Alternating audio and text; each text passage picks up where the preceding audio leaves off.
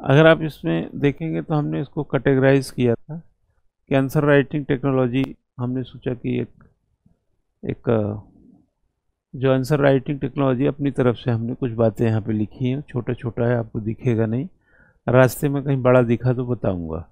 जो अभ्यर्थी को समझना है वो है क्या है, लेखन की विधा और विन्यास। एक प्रकार से लेखन की एक अपनी टेक्निक है ना, और प्रेजेंटेशन का अपना तौर तरीका है, वो आपको समझना है। लेखन कला और विज्ञान दोनों है, यह मैंने समझा है अपने आप। यूपीएससी की मांग क्या है, यूपीएससी की अपनी एक डिमांड है, ओके। और लेखन की सोच कैसे बढ़े, जैसे कल हमने जब आप लोगों को दिया तो आपने निपटा दिया उसको, लिखा नहीं, निपटाया। असल में ऐसा होता है ना कि काम करने का जो मन है और जो किसी तरह निपटा के चलें उसका मन है, उसमें अंतर होता है ना। तो उसमें कोई डेंसिटी नहीं थी काम करने में। एक कलात्मकता या कहा जाए समर्पण की जो भाव होना चाहिए उसका अभाव था। आप लोगों ने सिर्फ एक सिग्नल दे दिया कि गाड़ी आएगी, हरी झंडी दिखा के चले गए,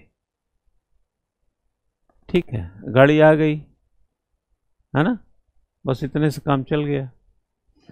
लेखन के अभिप्रेरक बिंदु क्या हैं? ऐसा होता है लोग की पॉइंट नहीं बोलते। जैसे हम डिसेंट्रलाइजेशन की बात कर रहे हैं या हम इंटरनेशनल रिलेशन पे बात कर रहे हैं या गवर्नेंस पे, सोशल जस्टिस, पॉलिटिक्स, किसी भी सब्जेक्ट पे बात कर रहे हैं, तो क्वेश्चन के अपने की पॉइंट होंगे ना, वो आने चाहिए। जैसे पूजा होता है तो उसमें पूजा में बड़ी विशेष कोई सामग्री होगी भाई, बाकी एसेसरीज कई चीज़ें होंगी, लेकिन कुछ उसके की पॉइंट होंगे जिसकी वजह से पूजा जो मैंडेटरी है पूजा में होना ही चाहिए। उसी तरीके से लेखन में कई चीज़ें जो हैं आसपास आप घेरा घेरी करते हैं, कुछ मैंडेटरी टाइप की जिसको की पॉइंट बोलते हैं। रिसर्च में जब लिखा जाता है तो की पॉइंट क्या है ये पहले ही बताया जाता है, उसका हेडिंग ही नीचे लिखा ही होता है, एब्स्ट्रैक्ट के नीचे की पॉइंट। तो जैसे आपने क्वेश्चन लिख रहे हैं, आपने एब्स्ट्रैक्ट बता दिया एक प्रकार से उसका, मान लो कोई क्वेश्चन है उसका एक थोड़ा सा, जिसको आप बैकग्राउंड XYZ जो कहते हैं। अब अगर आप थोड़ा सा खींच खांच करके प्रेजेंटेशन में की पॉइंट बाहर ला लिए तो एग्जामिनर वहीं तुरंत समझ जाता है कि आंसर में ये क्या कहना चाह रहा है। जैसे संविधान की जो प्रिम्बल है वो की पॉइंट ऑफ क्या है, अरे यार इंडियन कॉन्स्टिट्यूशन की कुंजी नहीं बोलते हैं, तो वही तो की माने कुंजी होता है ना। तो संविधान की कुंजी कौन है? प्रिम्बल। अगर आप प्रिम्बल पढ़ते हैं, ठीक है, तो आपको प्रिम्बल पढ़ने के बाद ये समझ में आ जाता है ना कि संविधान में क्या लिखा होगा। तो एग्जामिनर को आपके की पॉइंट दिखने चाहिए ना, तभी तो समझेगा कि अंदर आपने क्या माल भरा होगा। क्यों?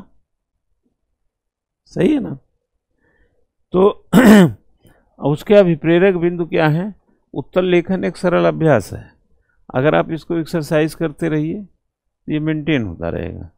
एक सिंपल एक्सरसाइज, एक अच्छा उत्तर में क्या होना चाहिए, जनरली ये सोचा सकती है ना कि एक अच्छे उत्तर के लिए क्या करना चाहिए, क्या होना चाहिए एक अच्छे उत्तर में। अब आप कुछ भी करेंगे तो आप अपने से भी तो कुछ सोचिए ना कि एक अच्छे उत्तर में क्या चाहिए। जैसे कहा जाए आपको क्या ऐसा खाएंगे पिएंगे सेहतमंद रहेंगे, एक अच्छी सेहत के लिए क्या जरूरी है, तो वैसे एक सेहतमंद उत्तर के लिए क्या जरूरी है। आगे लिख रहा है कि क्या नहीं करना चाहिए, मतलब क्या नहीं करना है, क्या नहीं करना, अनावश्यक श्रम ना करें। भाई अननेसेसरी क्यों चीज़ों को ला रहे हैं, जो नॉलेजेबल पॉइंट ऑफ व्यू से है उसको आप लाने की कोशिश क्यों कर रहे हैं। भाई उस क्वेश्चन का डिमांड ही नहीं तो क्यों ला रहे हैं। जैसे आप 10 रुपये की धनिया के लिए 500 का नोट देंगे तो अननेसेसरी तो काम कर रहे हैं आप। ठीक है, इसमें आते हैं। जैसे हमने कहा है क्या नहीं करना है, तो क्या नहीं करने से आपको अतिरिक्त श्रम मत करो, जो मैंडेटरी है वो करो। बाजार गए, 10 रुपए की धनिया है, 20 रुपए दिया जा सकता है, चलो 50 भी दे दो, मतलब इतना तो थोड़ा जस्टिफाई है। तुम 500 का नोट दे रहे हो उसको, जैसे 10 रुपए की धनिया के लिए 500 का नोट ठीक नहीं है, वो अतिरिक्त कोशिश कर रहे हो आप। उसी तरीके से आप बिना मतलब के खींचा खाची मत करो। क्वेश्चन साफ अगर क्लियर समझ में आ गया है तो आप अपने आंसर पे बने रहो, उसी के पर्टिकुलर। एग्जामिनर नंबर दे देगा, फालतू जब घुमाते टहलाते हो तो फिर इरिटेट होता है। उत्तर लेखन के कुछ चरण होते हैं, उसके स्टेप्स होते हैं, उत्तर लेखन के स्टेप्स भी होते हैं। अकॉर्डिंग टू क्वेश्चन, अलग अलग क्वेश्चंस के अपने अपने स्टेप्स होंगे कि किस तरीके से उत्तर को आप आगे बढ़ाएंगे। समय प्रबंधन है, टाइम मैनेजमेंट है, यानी कि उपयोग न कि प्रयोग। आप समय का उपयोग करिए, आप समय का प्रयोग मत करिए। जो लोग एक्सरसाइज में रहते हैं, प्रैक्टिस में रहते हैं आंसर लेखन के, वो समय का उपयोग करते हैं। और जो लोग सीधे कहते हैं हम तो पढ़े हैं कुछ भी लिख देंगे, वो समय का प्रयोग करते हैं, है ना। यूटिलिटी समय का समझिए, 9 मिनट के अंदर 250 शब्द वाले का उत्तर आपको लिख देना है, और 6 मिनट से कम में, 5 से 6 मिनट में, 5 मिनट समझ के चलिए आपको 150 शब्द वाले का लिख देना है। और स्पीड अगर आपकी 30 शब्द के आसपास 1 मिनट में नहीं है, वो भी कॉम्पिटेटिव, पठनीय, फैक्ट आते हो उसमें, कंसेप्ट आते हैं, उसका इंटेंसिव एनालिसिस क्लियर हो, और उसके जो और भी आउटकम हैं आंसर के, वो उसमें झलकते हैं, रिफ्लेक्ट होते हैं, उस पैरामीटर पे बोल रहे हैं। एक विद्यार्थी अगर दिन भर में, एक दिन में, है ना, 5 से 6 आर्टिकल रोज लिखे, तब भी उसको 25 शब्द की स्पीड बरकरार करने के लिए 5 महीने का वक्त लग जाता है।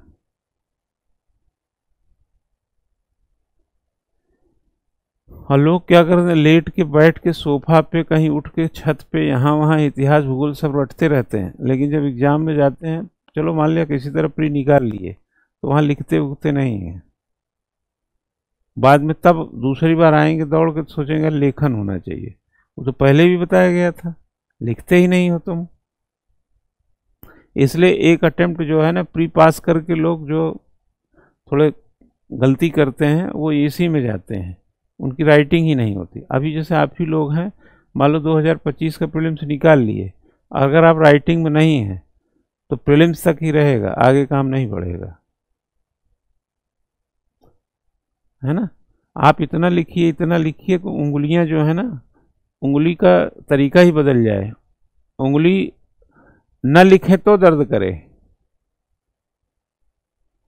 राइटिंग में इतना मशगूल हो जाइए कि अगर आप न लिखें तो उंगली दर्द करे, पहले लिखने पे दर्द करेगी, और दर्द में भी कुछ बात है।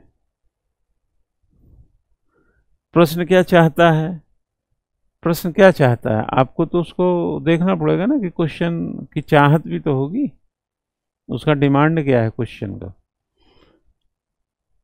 एक जगह हमने लिखा यूपीएससी की मांग, डिमांड ऑफ यूपीएससी, और एक तरफ लिख रहे हैं प्रश्न क्या चाहता है।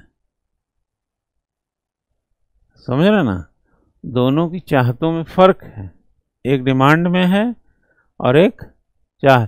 यूपीएससी क्या मांगता है, यूपीएससी एक इंटीग्रल अप्रोच वाला यूथ की डिमांड करता है, जो सिलेबस के दायरे को में निपुण हो और हमारे बताए हुए प्रश्नों के अनुरूप हो, और जब हम इंटरव्यू में बुलाएं तो हमारे जो पर्सनालिटी की जो नीड है, हमें एक एज ए सिविल सर्वेंट, उसमें खरा उतर जाए, वो आपको दबोच लेगा।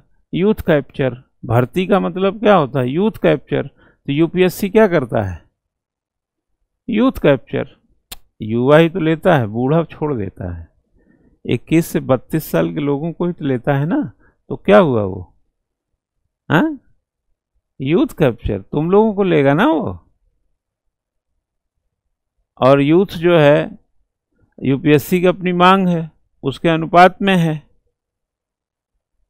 प्रश्न क्या चाहता है उसको सप्लाई कर देता है जो चाहता है। हाँ, होटल पे जाते हैं ना खाना खाने, आप जो मंगाते हैं वही तो लाता है ना। आपने कभी देखा है कि जो नहीं मंगाए वो भी लाया है? देखे हैं? नहीं ना। जो डिमांड आपका होता है वही वो ला के देगा ना आपको। अब बाद में उतने का बिल बनाकर आपसे पैसा ले लेगा, उसका होटल चल रहा है। आप मंगाएं दाल, ला दे मटर पनीर, मंगाएं आप कुछ, ला दे कुछ। यही तो करते हैं आप यूपीएससी के मेंस में। मांगता कुछ देते कुछ, मांगता कुछ देते कुछ। तो फिर आपको जाहिर है साइड लगा देगा। शब्द व समझ की सीमा। हाँ, क्यों? एक बॉन्डेड रेशनैलिटी, सीमित विवेकशीलता। भाई शब्द की सीमा में अपनी विवेक को रखो। सुबह 6:30 की क्लास में 6:30 का योजना बना के चलो।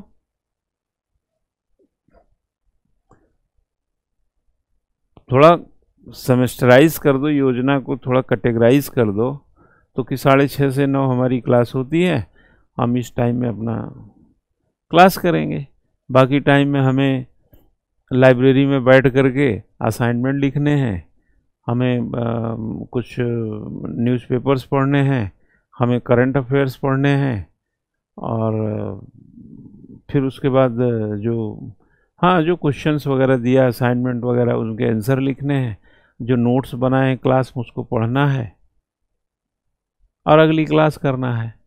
ऐसा आपने एक योजना बना लिया। अब आपको इस योजना पर क्या करना है? रोजाना खरा उतरते रहना है। तो आपकी समझ को कितना सीमित करना है? सीमित करना है ना। आप एक अंडरस्टैंड को लिमिट में रखेंगे ना। दिमाग तो बहुत ज़्यादा है, लेकिन दिमाग बहुत ज़्यादा चलाने की क्या ज़रूरत है? जैसे हमने कहा कि आपने कहा कि जरा धनिया देना, तो उसने एक थोड़ा सा जो धनिया देते हैं दे दिया, और आपने उसको 500 को नोट दे दिया। तो आज सीमित व्यवहार कर रहे हैं ना आप। हाँ, आपके जेब में 5,000 रुपये है तो उसको 5,000 देने लगेंगे? या 500 का नोट है, पहले तो 2,000 भी चलता था, तो 2,000 का नोट पकड़ा देंगे। वो कहेगा बाबूजी 10 रुपये दे दीजिए। अब आपके पास नहीं है 10 रुपया, या तो उसका धनिया लौटा दीजिए, नहीं तो 500 का छुट्टा कराने 10 रुपये के लिए नहीं जाएगा वो। फिर कहेगा 50 रुपया है, 20 रुपया हो दे दीजिए, 50 हो दे दीजिए, इतना तो हम लौटा देंगे, चलो 100 रुपया भी हो दे दीजिए। 500 का छुट्टा कराने नहीं जाएगा वो। अब बाद में आपको धनिया ही देना पड़ेगा उसको वापस। कौन लेगा इतना जहमत यार? समझ में नहीं आता है। तुम गए हो धनिया लेने, अब एक टेम्पो वाले का 10 रुपया किराया है, तुम उतरो और उसको बोलोगे लो 500 का नोट। तो आपकी विवेकशीलता पर क्वेश्चन है, क्योंकि आप सीमित विवेकशील आपको होना है। समझ की सीमा आपने ध्यान ही नहीं दिया, और शब्दों की सीमा, लिमिट कितना है? 200, 250 शब्द, 150 शब्द। 3 घंटे में 4,000 शब्द लिखने हैं। अब पूरे 3 घंटे तो मिलते नहीं हैं, 20 घंटे 20 मिनट तो सीजन निकाल दीजिए। अगर आप 150 मिनट या 160 मिनट में लिखेंगे तो 27-28 शब्द 1 मिनट में आता है। इतने में स्पीड सही हो तब जाके उत्तर पूरा होता। उत्तर की वैज्ञानिकता, ज्ञान क्रमबद्ध ज्ञान को विज्ञान कहते हैं। उत्तर में क्रमिकता दिखनी चाहिए, उछल कूद नहीं। उत्तर लेखन का प्रारूपण, अभी जो कल तुम लोगों को हम बता रहे थे, तो उत्तर लेखन का डिजाइन ही तो था वो, ड्राफ्टिंग। ड्राफ्ट ही तो करना बता रहे थे। अच्छी चीज ना बच्चा, जल्दी लोग लेने नहीं चाहते, क्योंकि अच्छी चीज हमेशा अच्छी कसरत कराती है। कोई कहे ईमानदारी से मेहनत करो, तो बेईमानी ज़्यादा आकर्षित करेगी उसको। कहें कि सही बोलो तो बिना कोशिश के भी झूठ बोलना सीख जाएगा वो। अभी हम कहें 8 घंटा कम से कम पढ़ा करो, तो 4-6 घंटा घूमने वाला दृष्टिकोण बन ही जाएगा अपने आप। उसको कोई बनाता नहीं, अपने आप बनता है। हमने कहा 8-10 पेज लिखा करो। जो काम कहेंगे, चूंकि वो काम करना पड़ेगा, तो मन ऐसा होता है कि उस काम से भागेगा। जैसे हमने कहा यहाँ 2 घंटा बैठो, अब आपको तुरंत उठने का मन करेगा। जैसे हमने कहा कि 10 मिनट यार थोड़ा वेट करो, अब तुरंत जाने का मन करेगा। क्या समझे? ये आदमी अपना घनचक्कर स्वयं है। आदमी जैसा आदमी नहीं मिलेगा। पढ़ने को कहो तो घूमने का मन करेगा, बैठने को कहो तो छत पे जाने का मन करेगा। मैंने कहा थोड़ा इंतजार करो तो तुरंत चलने का मन करेगा। हम कहेंगे थोड़े रात को 11 बजे तक तो कम से कम पढ़ो, तो 9:30 बजे से नींद आएगी। हम कहेंगे भोर में 5 बजे उठो, तो और छक के नींद आएगी 7 बजे तक के लिए। क्योंकि जो मेंटल, ऐसा लगता है व्यक्ति को कि ये हमारा मेंटल टॉर्चर है, हम पर दबाव है। और ये मेंटल टॉर्चर नहीं है, ये लाइफ मेंटेनेंस है, जिसके बीच के डिफरेंसेस को समझता ही नहीं है। हमने कहा शब्द अच्छे लाओ, हमने कहा सेंटेंस अच्छे बनाओ, हमने कहा कंटेंट बढ़िया करो, आप इंटेंसिव एनालिसिस सीखो, कंसेप्चुअल रहो, अकॉर्डिंग टू क्वेश्चन रहो, डिमांड और सप्लाई को समझो, यूपीएससी की डिमांड और प्रश्न की चाहत के बीच में अपना संतुलन रखो। अब आपका मन हर जगह से भागेगा। हमने कहा 5 पेज कम से कम रोज लिखो, अब आपका 1 पेज लिखना भी मुश्किल हो रहा है। हमने कहा 8 घंटा पढ़ो, अब 5-6 घंटा घूमने का मन करने लगा। हमने कहा 15 मिनट रुको, अब तुरंत जाने का मन करने लगा। हमने कहा कि आज तो रोटी खत्म हो गई, अब 2 रोटी और खाने का मन करने लगेगा। हमने कहा पानी नहीं है आज, आरओ बिगड़ गया है, अब प्यास ज्यादा लग रही है आपको। सब उल्टा हो रहा है। उल्टा क्यों हो रहा है मालूम है? क्योंकि आप जिस चीज का दबाव होता है ना, उस चीज के जो डिटर्मिनेशन पार्ट है, कहीं ना कहीं आपको अभाव की ओर धकेल देता है। जैसे हमने कहा घर में आरओ खराब है, पानी नहीं है, आपको प्यास डबल हो जाती है, बढ़ जाती है। हमने कहा कि रोटी तो खत्म हो गई, आज इतनी ही रोटी थी, अब आपका 2 रोटी और खाने का मन करने लगा। क्योंकि आप अपने मनोदशा में क्या करते हैं ना, उस चीज को एसिमिलेट करना आपके लिए टफ हो जाता है। मन से खराब तो कोई चीज ही नहीं है। मन तो लोभी है, लालची है, ईर्ष्या से भरा है, हाँ, दूसरों का नुकसान करना, धोखा देना, इसमें तो बड़ा जल्दी जल्दी भागता है ना।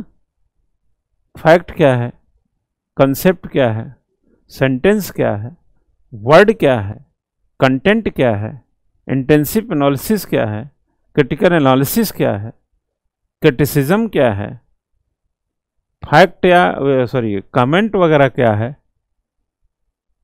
ये तुम भी जान सकते हो। लेकिन इसके लिए थोड़ा व्रत उपवास की जरूरत पड़ेगी। जैसे हमने व्रत उपवास किया, भूख लग गई। जैसे ही हमने कहा कि थोड़ा 5-6 घंटे 8 घंटे पढ़ने पड़ेंगे, घूमने का मन करने लगा। जैसे ही हमने कहा कि आपको थोड़ा श्रम बढ़ाना पड़ेगा, आलस से वहीं दूसरे कदम पे खड़ा था, दबोच लिया आपको। जैसे ही हमने कहा कि भाई थोड़ा पेशेंस के साथ, पैशन के साथ, समर्पण के साथ और मनोयोग के साथ अपने इस कर्मकांड को आगे बढ़ाइए, आपने सब ध्वस्त करना शुरू कर दिया। अब बाद में कहेंगे हमको आईएएस 2025 चाहिए। कहे आपको क्यों चाहिए? आपने ऐसा किया क्या है? जो कहो उसको उलट सोचते हैं, तो कहाँ से मिलेगा? निपटाने वाले काम से बेटा पटवारी बना जा सकता है, सिविल सर्वेंट नहीं। वो भी आजकल तो मुश्किल है वो भी। तो अच्छे अंक के आवश्यक पहलू में वर्ड भी होने चाहिए, सेंटेंस भी हो, कंटेंट भी हो, और अकॉर्डिंग टू क्वेश्चन हो। ऐसे नहीं कि कहीं का ईंट कहीं का रोड़ा, और अंततः परिणाम देखेंगे तो नतीजे मिलेंगे। ये सब उसी का विश्लेषण किया था, ठीक है। ये जो क्वेश्चंस थे उसका ये एनालिसिस था जो हम कल बताने की कोशिश कर रहे थे। कोई क्वेश्चन है उसको एनालाइज कैसे करेंगे। अब एनालाइज में देखो लास्ट में यहाँ पर क्या लिख रहा है, विश्लेषण, एनालाइज करने के लिए बोला, विश्लेषण करने के लिए हमने लिखा कि संक्षिप्त, निष्कर्ष, अपेक्षित। अगर आप एनालाइज कर रहे हैं तो छोटा मोटा एक कंक्लूजन दे सकते हैं। और क्वेश्चन को हमने क्या किया, ये विश्लेषित कर दिया। जो भी चीज़ में यहाँ विश्लेषण का तात्पर्य मूल्यांकन करने से है, एनालाइज का। वस्तु के संदर्भ में जो सब्जेक्ट का कंटेंट है उजागर करने में दोनों देशों का आपसी सहयोग, नीतिगत विश्लेषण, निष्कर्ष निकालें। इसको पढ़ेंगे तो पता चलेगा कि आपने क्वेश्चन में क्या विश्लेषण पाया। क्वेश्चन कहता है भारत की ऊर्जा सुरक्षा का प्रश्न भारत की आर्थिक प्रगति का सर्वाधिक महत्वपूर्ण भाग है। हाँ, समझ में आ रहा है कि नहीं यार? ऋतिक, अंग्रेजी में कर दूं क्या इसको? पश्चिम एशियाई देश के साथ भारत की ऊर्जा नीति का विश्लेषण कीजिए। तो आपने क्वेश्चन को एनालाइज कर लिया, इसमें क्या है, फिर इसको बांट लिया, इसमें दो भाग पाया, आपने प्रस्तुति का तरीका निकाला, बिंदुवार है या पैरा में है, कुछ पॉइंट में लिखा, कुछ पैरा में लिखा। निष्कर्ष जरूरी है। अब आप जो पॉइंट निकालेंगे उस पॉइंट को इस पॉइंट के आधार पर लिख दीजिए। उसी तरीके से लिखा हुआ है, हाँ? उसी तरीके से बना हुआ। उत्तर के संकेतक हमने जो की पॉइंट बताया था इंडिकेट होने चाहिए उत्तर में, और उत्तर में इंडिकेट हुआ, ये उत्तर बनाया भी। और यहां देखें लास्ट में कितना लिखा है, हाँ, 250 शब्द में ये पूरा कंप्लीट है उत्तर। अब किसमें है, आप देखिए यहाँ से लाइन से शुरू हुआ, ये तो उत्तर की हमने इंडिकेशन ले लिए जो हमने की पॉइंट बताया आपको, ठीक है। उसके बाद यहाँ से हमने उत्तर शुरू किया, यहाँ उत्तर खत्म हो गया, ये उसका कंक्लूजन आ गया, ये थोड़े से उसमें फॉर्म में आ गए। ये 250 शब्द ठीक है, ठीक करेक्ट 250 शब्द है। तो जब आप प्रश्न में जाएंगे, इस प्रश्न में जाएंगे कि भारत की ऊर्जा सुरक्षा का प्रश्न भारत की आर्थिक प्रगति का सर्वाधिक महत्वपूर्ण भाग है। भारत की ऊर्जा सुरक्षा का जो प्रश्न है वह भारत की आर्थिक प्रगति का महत्वपूर्ण पक्ष है, इसका विश्लेषण। एक तो ये खंड हुआ। दूसरा है कि पश्चिम एशियाई देश के साथ भारत की ऊर्जा नीति का विश्लेषण कीजिए। आगे कह रहा पश्चिम एशिया दूसरा खंड है। अब यहाँ पर आ जाओ, ऊर्जा सुरक्षा का उपाय आवश्यकता का अनुपात में निरंतर ऊर्जा की प्राप्ति का होना है। भारत के लिए ऊर्जा सुरक्षा आर्थिक समृद्धि और विकास दोनों की गति और दिशा निर्धारित करती है। भारत ऊर्जा आपूर्ति में अन्य देशों का आयात पर निर्भर है, मुख्यतः पश्चिम एशियाई देशों पर। एग्जामिनर को आपने 2-2.5 लाइन में बता दिया कि ऊर्जा के बारे में ये कहाँ पर हमारी निर्भरता है। और क्वेश्चन क्या है, पश्चिम एशियाई देश के साथ भारत की ऊर्जा नीति का विश्लेषण कीजिए। क्यों? और यहाँ पर क्या है, मुख्यतः पश्चिम एशियाई देशों पर। भारत में अपनी कुल ऊर्जा का लगभग 70% पश्चिमी देशों जैसे सऊदी अरब, ईरान, इराक, कुवैत, कतर आदि से आयात करता है। राष्ट्राध्यक्षों की यात्रा, द्विपक्षीय समझौते, संस्कृति और कूटनीतिक आदि पहल इन देशों के साथ देखी जा सकती है। 2017-18 में थोड़ा पुराना डेटा हो गया, 14 की तुलना में खपत 74% से बढ़कर 83 हो गया था। ऐसे में पश्चिम एशियाई देशों के साथ भारत की ऊर्जा नीति सहयोग में व्यापक वृद्धि देखी गई है। और आजकल तो और बढ़ते जा रहा है, डेटा ही तो बदलना है थोड़ा सा। संयुक्त अरब अमीरात द्वारा भारत में आपातकालीन तेल रिजर्व बनाने का निर्णय लिया गया। यूएई सऊदी अरब और ईरान ऊर्जा क्षेत्र की दृष्टि से भारत के लिए महत्वपूर्ण देश है। सऊदी अरब ने भारत के साथ तेल अन्वेषण से रिफाइनरी के क्षेत्र में सहयोग दे रहा। पश्चिमी देशों से ऊर्जा को लेकर संबंध। ईरान के साथ चाबहार बंदरगाह का विकास, जिसपे उड़ती खबर है, अब इसका हालांकि पुष्टि नहीं है कि चाइना के साथ कर लिया। भारत तथा इजराइल और ईरान के साथ संतुलित रणनीति अपनाना।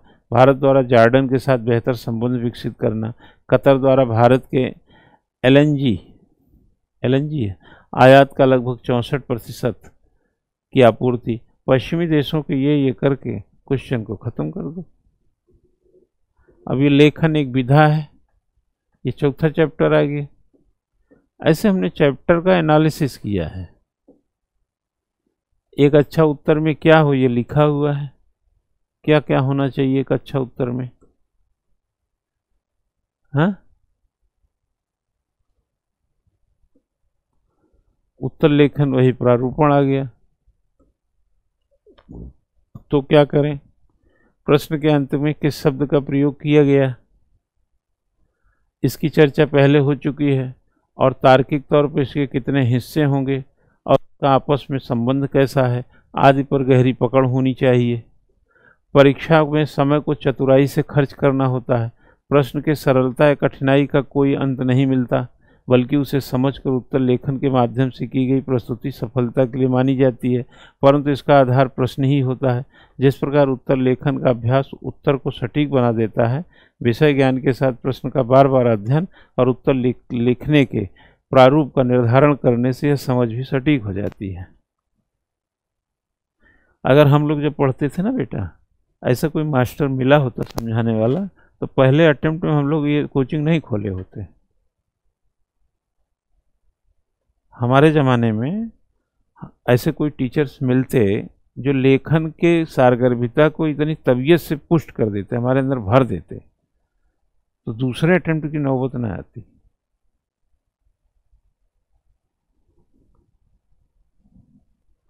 इसी तरीके से देखोगे तो इवैल्यूएशन, आलोचनात्मक मूल्यांकन, अंग्रेजी में समझा देते हैं। इवैल्यूएशन का मीनिंग होता है किसी कथन के मूल्य विश्लेषण का। कोई भी स्टेटमेंट है उसके वैल्यूज को डिज़ाइन करना, बताना उसको। कोई भी स्टेटमेंट का डिज़ाइन मतलब उसकी वैल्यूज को आगे बढ़ाओ। जैसे कहा कि किसान जो है इस देश का अन्नदाता है, ये एक स्टेटमेंट है। अब किसान को एक वैल्यूएबल शब्द दो, वैल्यू दे के आगे बढ़ाओ। और आगे क्या कह रहा है, सामान्यतः इसे अंकन करना भी कहते हैं। अंकित लिख दो उसके बारे में। प्रश्न अपेक्षा की गई होती कि विषय विशेष का वर्तमान में उससे रेखांकित होगा, साथ में उसकी कमी भी दर्शाई जाएगी अगर आपने आलोचनात्मक मूल्यांकन किया तो वैसे ही आपको जब भी कोई भी सवाल आपके सामने आए तो आप सिर्फ सवाल पे कंट्रोल करो, लोग क्या कह रहे हैं छोड़ दो। आपका नियंत्रण सिर्फ क्वेश्चंस पे होने चाहिए। जैसे इसमें लिखा है ना, ये समीक्षा, रिव्यू,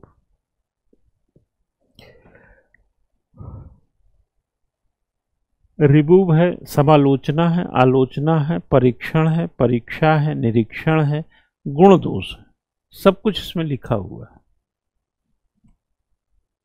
ठीक है, उक्त सभी बिंदुओं को एक ही श्रेणी में रखना, यह सब हमने बताया हुआ है इसमें। कंक्लूजन वाले फॉर्म को, कई चीज़ों को समझना आपको और इस शब्दावली में के बीच में रहना। इसकी अंग्रेजी दे देंगे आप लोगों को, बाकी इसमें वही सब चीज़ लिखा रहता है। ये बनाने की आदत पहले डालो।